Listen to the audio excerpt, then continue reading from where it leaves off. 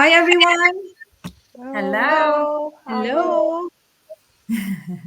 Hey, guys, we are from Healthcare Heroes and Entrepreneurs, of course, and Game Changers. Today, we're all nurses here.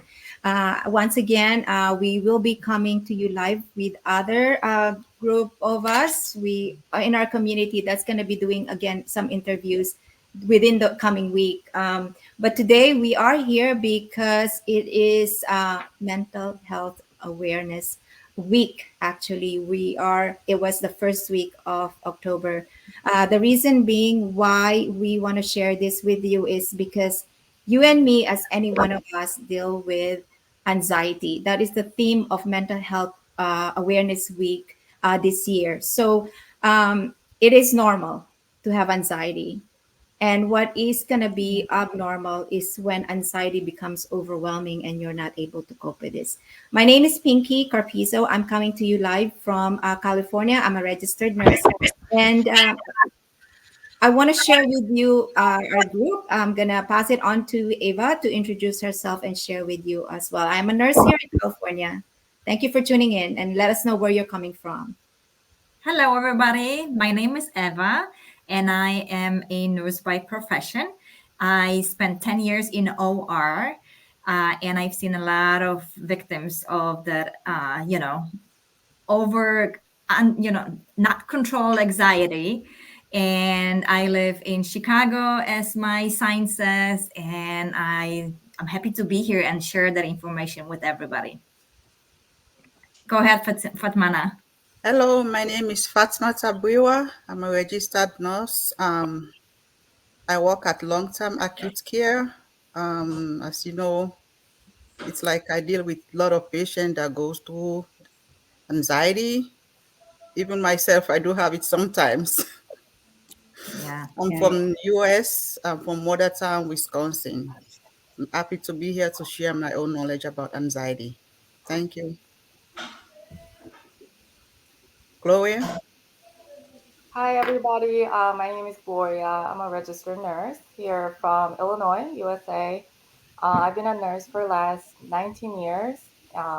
Majority of my career was in home health care nursing and currently in insurance side in case management. So I do see, and every day I deal with some sort of behavioral health members at my work currently, and anxiety is one of them. So I'm happy to share what we can share with other nurses to our audience today. Thank you so much. To Jeanette, please introduce. Hi everyone, my name is Janet Go and I'm currently in New Jersey, USA.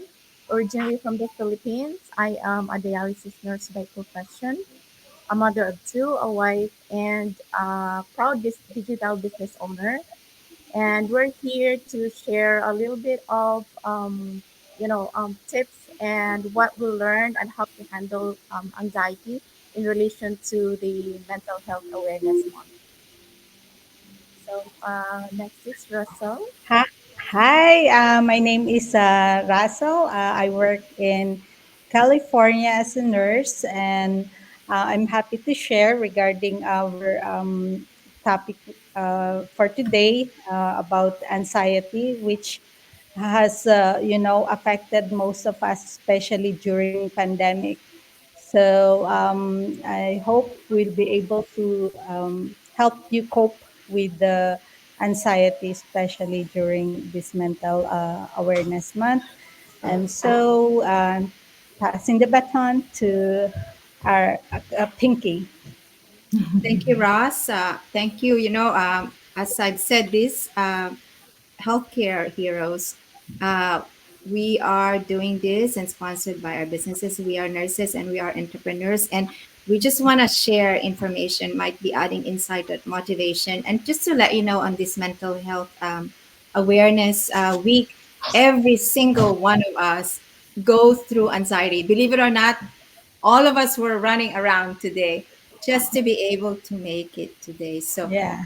as I said before, there's a stigma of we don't want to let people know that we're going through anxiety. That's taboo. Everybody, if they're going to any depression, anxiety, um, any mental illness, it has to be proactivated. We have to be proactive. We have to check on each other, and we have to find the biggest way to be able to analyze our own self. Again, it's also self-care is today. So the one that we want to hold on to is, what is the biggest symptom of anxiety? So I'm gonna pass it on. There's so many symptoms that you see, and sometimes we are so brave as mom and workers and entrepreneurs. We just want to accept. So I'm gonna pass it on to Eva, and she will share with you her expertise on Yeah. anxiety. You know what?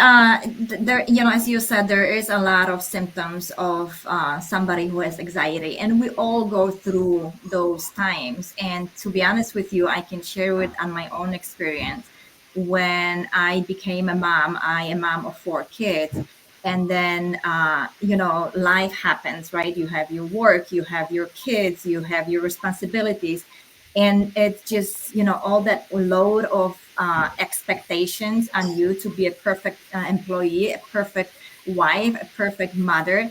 It just it brings us down at times. And I felt that anxiety for sure, where I had some breathing issues, where I had some like things that I've never felt before. And I thought that I have maybe just digestive issues. And then after a while, when somebody told me from their own experience that, when their kids were little, when they had so much things to do, they felt the same way. They had the same symptoms. And actually, my hairdresser just mentioned it to me. She's like, I think you have anxiety because it's, that's what I had. And then I started to think about it, and I was taking some precaution when I was like, responding to my kids, or like responding to my husband, where I have to like hold on and like, take a couple of deep breaths before I do something, and it helped. And and I started to be more proactive in it. As you said, Elle, you have to be, when you start feeling it, uh, to not to develop to more serious things. And anxiety to some point is okay, but when it becomes out of control, that's where you have to start reaching out and asking for help. So if you feel like you're so overwhelmed that you cannot step back, and you say to yourself, it's not the end of the world, everything is you can do things. When you have a feeling that just word is like falling down on you, or you just don't find solutions for things that it was okay before, or was easy to handle for you before, that's the sign where you have to start thinking about finding help and reaching out for help. Because as Elle says, there is a stigma to it. People don't want to talk about it. We say, how are you? And even though it's our worst day, we would always say, I'm fine, I'm okay, because I have to be strong, and I have to wear that extra mask on our faces. And it doesn't have to be like this, because it doesn't help us. It just puts us in the bigger hole. And the lower we go, the harder it's gonna get out, for us. So go ahead, Fatmana, how you feel about it? What other symptoms of the anxiety that you've seen? For me, I think everybody must have had some type of anxiety in any time of their life.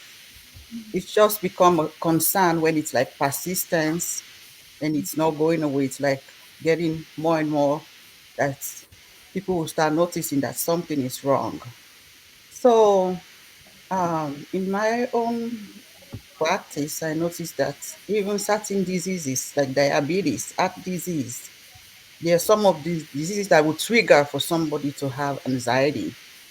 It's not just looking at, oh, he's anxious or something. What's causing the anxiety? Is it pain? Is it because of trauma? Maybe they've gone through, like for me, my own experience, I went through like a 10-year war in my country, Sierra Leone. So I have that anxiety, like every time I hear like a bang or a sound, Oh, I'm always like this. What's that? What's that? And then my kids will say, Mommy, why are you always looking? I said, you know what? I always want to know where that sound is coming because it's just like a remember, or if even I hear like a gunshot, that's the worst of it. If I hear a gunshot at night, I'm not gonna sleep. I'll just be thinking about it. So it's just like that. Some people do experience those type of things. It's not related to war. Maybe it's just something they've gone through. Sometimes it's caused by misuse of drugs, even withdrawal from your drugs. If you're taking something for anxiety and then you stop taking it, you got withdrawal. You get even more worse than before because you're not taking the medication consistently. And also, if like divorce, some people when they get divorced, they get like separation anxiety. They said, "Oh, how am I gonna live without this person?" Just thinking, "How am I gonna cope? This person used to be so close to me. How am I gonna do without them?" And also, it's just it's not just you, it's also better for people around you to notice that you having problems for them to like ask you, you need help. You don't ask the person, oh, are you having anxiety? No, they're not gonna answer. They're gonna deny it. It's like if you say, oh, I notice you kind of like moving a lot, or you're getting kind of shaky. Do you feel like your heart is beating? They will answer those symptoms instead of saying, are you anxious or are you depressed? Because it's just a stigma of them saying, oh, if I say that, they will think, oh, I have some kind of problem. So I think that it's better to seek help early and having the Yeah. support. You can get treatment, but if you don't have the support of people that would be close to you, they say, oh, this is normal. It's gonna be okay. This is how we're gonna do things for you to get better. Or always just checking on that person. How are you doing? Sometimes people that commit suicide, they must have been showing some type of signs along the way that it's coming down. And the last thing that's gonna happen is for them to take their lives. And you will know there must have been some things that have been overlooked, either by friends or family members, just thinking, oh, it's just normal. It's not normal if something is not right. Yeah. So I'm just True. saying, just seeking help early, support to other people that you think are having problems, and then just telling them it's okay. It's okay. They're not alone. There is always hope for them. Thank you. Gloria, it's you. Thank you. I'm gonna piggyback off what Famata you just said. It is so there is a stigma in my culture. I'm Korean. We as an Asian, we don't want to perceive ourselves as having some kind of behavioral health problem. So, I mean, Yeah. I personally have diagnosed myself with some level of anxiety from my teenage life. Um, when I immigrated to obviously USA, there was a lot of unexpected situation. I'm learning new language and all sorts of things, and culture shock and everything. So I remember having a lot of anxiety, going to school and how I would perceive to other students and things like that. um, I went through that myself, and at the end of the day, I had all these symptoms like fast heartbeats, and like, the next day before like a big school project, like I started having like stomach issue, diarrhea, headache, all sorts of symptoms. And I realized, those are just the anxiety, like the worry, constant worry that's just unbearable. Like it's something that will not it will not make myself perform at my best, let's say. So I had to learn how to cope myself with that. So fast forward, I'm a mom now, obviously. After kids, I think I kind of had that, I thought I had that control over myself with that, having the anxiety symptoms. But it kind of led to now I'm worrying about kids constantly. Where, are they going to be okay at school? Are they going to be, hurting each other? I have two young boys and they're very, very active with each other. So I'm constantly worrying about them, And also if I'm home, like I'm working from home now, I see pile of like laundries and all the other house, chores that I see. And if those don't get done, I start worrying about like, stuff that are, something that needs to be done, but I don't need to worry ahead, but I worry, in advance. And I remember like telling myself, why am I worrying about things that I have no control over? So Yeah. it's just a reminder, I have to constantly remind myself, not to do that. Otherwise, it's just gonna, lead to, not performing my best at work, and, my life, I will snap more at my kids or my husband, it affects everybody, my whole entire family. So like, what other nurses say, if you or me or you know loved one is suffering anxiety and you see, they need some help, then definitely they need to, talk to their loved ones or, doctors if they see, just ask for help. Not something to be ashamed of. If you feel that you need some kind of help, reach out for help. And that's something I wanted to share. So thank you. Jeanette? Hi. Hi, everyone. So, I'm just gonna share my experience with anxiety at work. Okay? So, I think we can relate to each other because we're all nurses here. Nursing is um, it's difficult. um, we're always burned out. We're trained, and there's always issue at our job. Just like for example, we have patients that's hard to deal with, and so much drama in our you know, like there's no teamwork in our workplace. That's a lot on like on our side. So the symptoms is like we worry too much about everything in our job, not just with our patients but also with our coworkers, right? And then sometimes if our manager is not that supportive to us, so that's another anxiety there that we experience.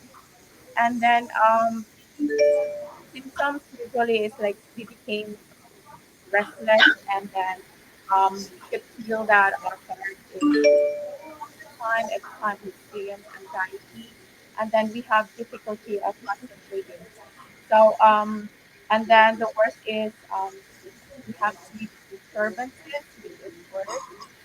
And so, with seeking help, we have to encourage everyone to be professional, just like what everybody said. And then if needs various treatments, there are always therapy available and medications available that can be effective, you know. But we don't want to get to that point, right? As much as possible, if if we're able to handle it on our own. I've listened to this podcast earlier about how to manage anxiety through Christian mindfulness. So it's basically like mindfulness, pay attention to the details, and then it what's okay, and then we just need to practice stress reduction techniques, okay, and meditation. I know we all can do that, and to maintain healthy lifestyle, exercise, nutrition, and sleep. And one last thing is we could always reach out to our family or friends and coworkers who we feel like gonna be caring about we need. And I guess that's it for me. And I'm gonna turn it to Nurse Russell. Oh, hi. Anxiety is a natural response to stress, but when it becomes excessive or chronic, that's the problem. So for me, I have social anxiety. So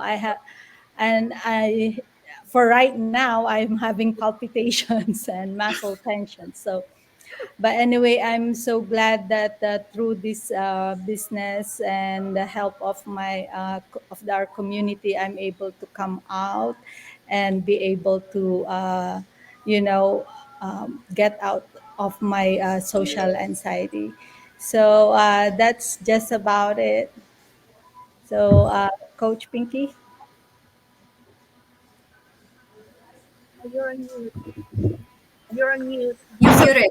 All of us are, as you see, it's normal. It's normal. Like we do every single day. We always have to remember it is normal to feel anxious, and we always have to remember, each day passes. I think sometimes we're too harsh on ourselves, right? Yeah. We set this standard, and we can't just bend down. As my children said, "Mom, everything passes," and it, as my dad said, when you talk out in public, you think you just look at them that they're in their undies, and then you're like, so he's it's that's a funny side. But anyways, so there are various ways how to calm anxiety. There's behavioral therapy, there's deep breathing exercises, journaling. As every one of us meditate, it's part of us being business owners. We mastered self-love. We're mastering how it's becoming a normal to just know yourself, to fulfill that strong mindset. So not just because I am an entrepreneur, but it did help us, as everyone can attest, how we are now being able to, you know, talk out here in public and go out of our comfort zone and forget, that we are nurses or we're parents. So it does really, motivation, exercising, being in around the community, socializing, and of course, number one, if it's overwhelming, talk to a healthcare provider and any professional that can help you, because everything passes. Anxiety can be passed. I have actually, Vanji is supposed to be here. She is from Florida. She's a nurse from Florida. So her way of dealing with anxiety. Thank you, ladies, for sharing that. There's a lot of gruesome thing that we have seen. We have seen a lot of people commit suicide because they're overly overwhelmed with anxiety and all the harshness of life. So check on everybody around you. And as a mom, as a sister, I get scared. We bring our kids out there and they're subjected to so many things. But anyways, on the lighter side, here's a video that I want to share with you since Vanji is not here. It is about Zumba. She said her way of de-stressing is dancing Zumba. So let's see if I get it right. There you go. So here's just a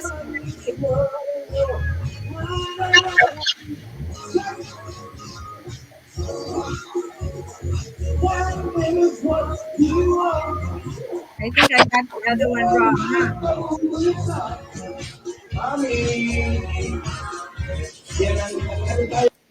Sorry, guys. I am gonna I think I got her thing. I apologize, but there are several of her pages that just addresses Zumba. So amongst this is dancing.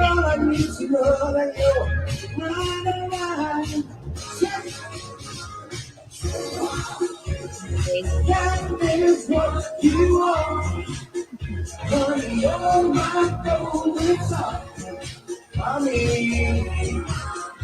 All right. I think that's just one of our ways of de-stressing. I'm gonna cut that short, but I'm gonna stop sharing. And if any one of us wants to say any further, and just to address our public that as nurses and healthcare heroes, anxiety is not a bad stigma. Yeah, I can finish it up with just summarizing how Yes. important it is to start looking for help earlier before the disease, turns out to be a serious, condition.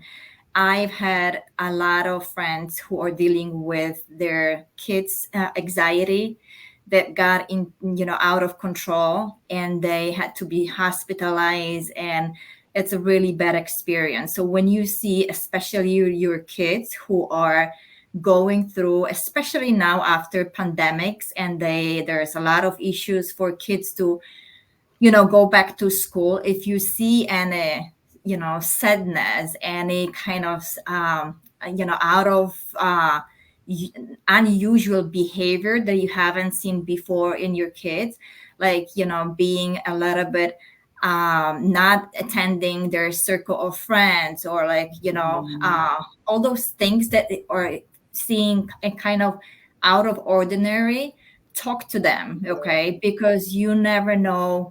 I had bad experiences seeing kids in the OR with like situation where they shouldn't get to that point because somebody didn't see the symptoms and didn't look for help. So there's a lot of nurses. There's not enough of nurses in our healthcare, in our mental health departments, because first of all it's hard work, and second of all we are short on nurses anyway. So expect to wait for those appointments, even to talk to those psychologists for a little longer.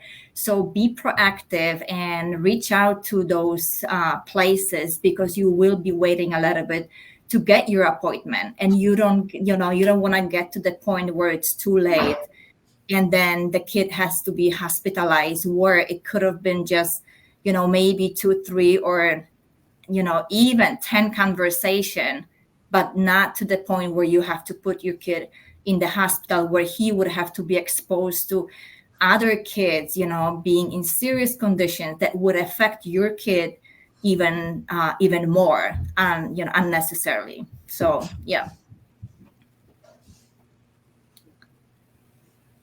Anybody else? Pinky, you are muted. So anybody else that wants to share?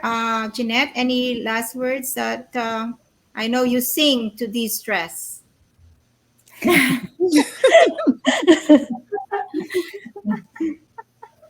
can't hear you.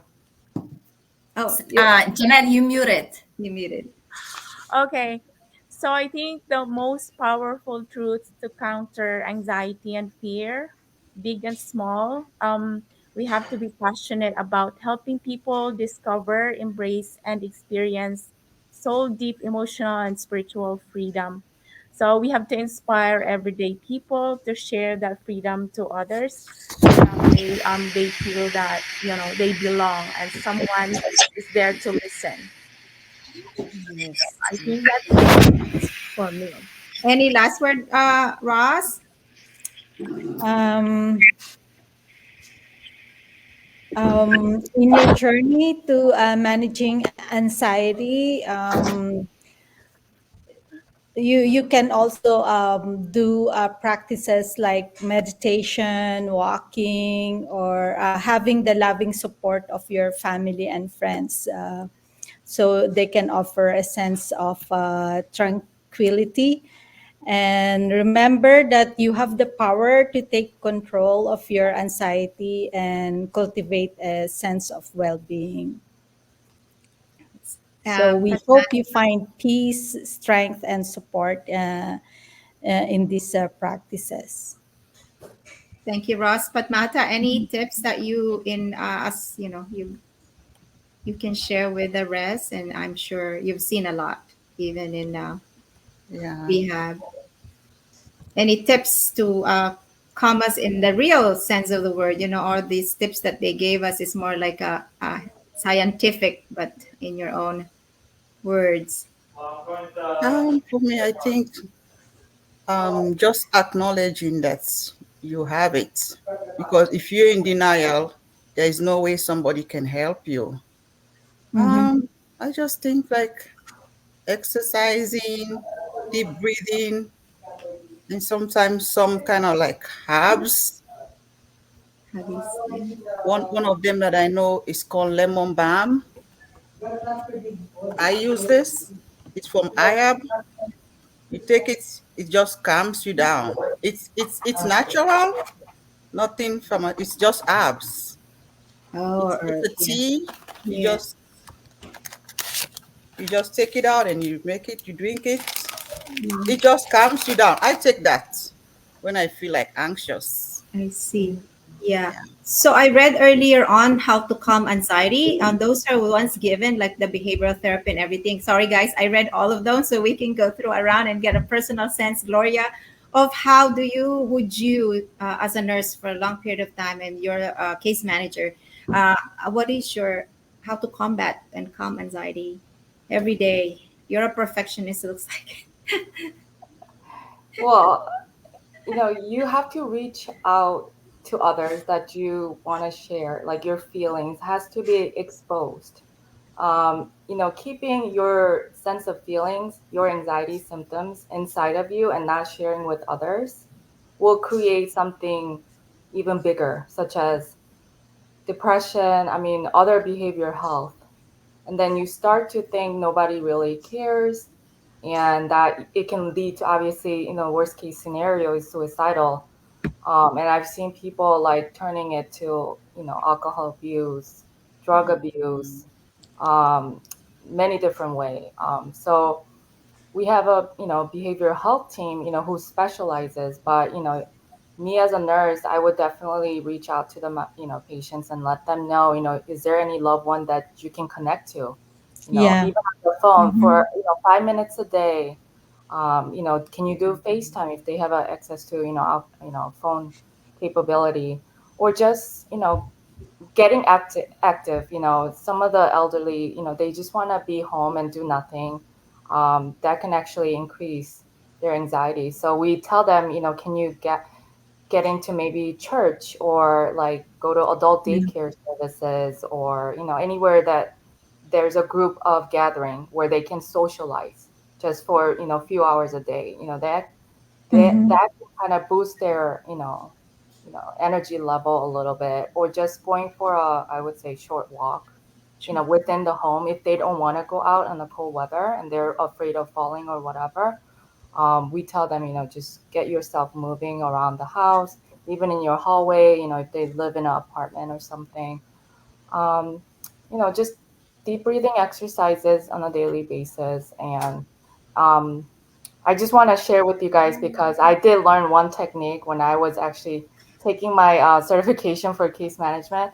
One of the pose that they advise us, if you have a anxiety right before test or anything, they said do like a Wonder Woman pose. I don't know Oh if you yeah, the like Wonder the Woman Wonder pose. Woman pose. And then I combined that with the deep breathing exercise, and I actually did better, I think, Yeah. in terms You of. feel like so empowered, huh? Exactly. Yeah. So I Mm-hmm. think that works. So, whatever works, just make your own, write down, you know, um, what can work for you, write down your feelings and share with your healthcare provider too. That works also. So, Yes. I want to just say at the end, my technique that I go through, and I use it with my daughter because she has some anxiety issues, and I wanted to, like, kill it from the beginning. So I learned that breathing technique because she was always so anxious, and she was always ongoing, and her mind was just like constantly going. So she has issues to fall asleep. So then I kind of researched, and I learned about this breathing technique. First of all, at the beginning, I was playing her like a kid's meditation where she would listen to it while falling asleep. That didn't work for her because she was constantly in that um, she was constantly listening to what they were telling her to do, and the whole story, that she didn't fall asleep doing this. So then I tried that breathing meditation. The breathing meditation is just amazing, and I recommend it to other moms, friends of mine that had the same kids with the similar issues, and they said it just works like wonder. So she's laying down, like we are, she's in the bed, and then I'm doing it with her. So you do 3 sets of different breathing techniques. So first one is on the count. So you count 3 3 3 3. You counting, breathing in 1 2 3. Then you hold it 3 for 3 seconds, and then you breathe out for 3. Right. So you do it 3 times. So 333. Then the second part is you doing 357. So breathe in for 3, hold it for 5, breathe out for 7. So 333, 357, and then the last one is 5710. Okay, so again, 5 in, 7 hold, 10 out. Guys, if anybody has issues with their kids, either anxiety or falling asleep or their mind is rushing, it really does wonders. So try it, and I hope it's gonna help. Yes, yes. Thank you for sharing that. And as Thank all of you. us are moms, do you know those simple words that you say, I love you and I am gonna be here no matter what for you, right? Yeah. Those words Yes. just say we sometimes, I have grown kids and sometimes, we expect, but gone are the days when parents expect them to be the super, right? And we just say, I love you and I accept you no matter what will become. Anyways, thank you, ladies. I appreciate you for being here. Till next time. And Vanji's not here, so I didn't get the right coming Video. out. The video was wrong because it was Randy Santiago. He was one of our singer, and she danced Zumba in there. But anyway, he's a singer that did concert in their event. Anyway, thank you guys for tuning in, and we are Yeah, grateful. thank you so much for having Thank us. you. Thank you. Till next Bye. time. Good night.